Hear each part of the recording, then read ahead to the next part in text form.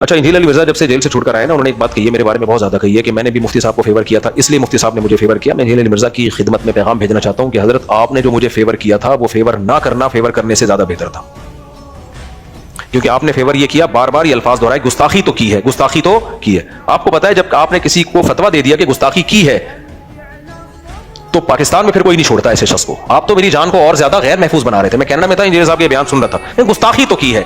میں نے جو آپ کو فیور دیا ہے نا وہ واقعی دل سے فیور تھا. وہ فیور یہ تھا کہ گستاخی نہیں کی ہے. ریٹرن میں بھی فتویٰ دیا اپنی اسٹیمپ کے ساتھ اور میڈیا پہ بیان بھی دیا. تو میں نہیں جنگ چھیڑنا چاہتا انجیل علی مرزا کے ساتھ، لیکن میں بتانا چاہ رہا ہوں کہ آپ نے ایک دفعہ نہیں یہ جملہ بار بار دہرایا ہے. تو میں نہیں سمجھتا کہ آپ نے مجھے فیور کیا تھا اس موقع پہ. تو آپ نے ٹھیک ہے، آپ اسی کو گستاخی سمجھ رہے تھے، آپ نے بیان کر دیا، لیکن اس کو فیور سے تعبیر نہیں کی جائے. سمجھ رہے ہو؟ ہاں یہ ضرور ہے کہ جیل سے رہا ہونے کے بعد میرا شکریہ ادا کیا ہے، تو اس کو میں اپریشیٹ کرتا ہوں کہ چلو یار آپ نے کسی کی خدمت کو خدمت مانا.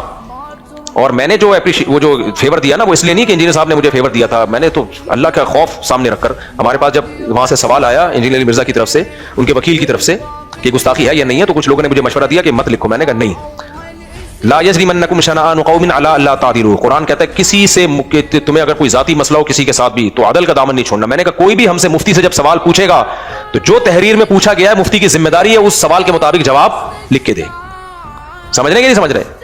تو میں نے کہا بھائی جو بھی فتویٰ جو سوال آئے گا ہم نے اس کے مطابق جواب دینا. بنوریا والوں نے بھی جواب دیا کہ گستاخی نہیں ہے، میں بھی جواب دیا ریٹرن میں کہ گستاخ. حالانکہ اس فتوے کے بعد جو مجھے دھمکیاں ملی ہیں اور جو میں نے ویڈیو بیان ریکارڈ کروایا ہے، ٹھیک ٹھاک دھمکیاں ملی ہمیں.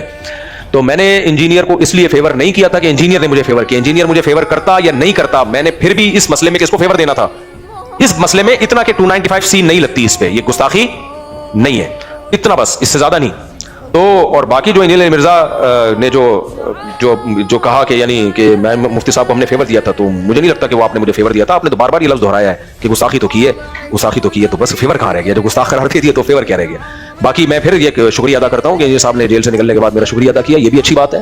میں نہیں چاہتا دوبارہ سے پھر وہی نفرتیں پھیلے، جنگیں چھڑیں. جو علمی بات ہے ہم تو شروع سے یہ کہہ رہے ہیں کہ جو دلائل ہیں ان کا جواب کس سے ہونا چاہیے؟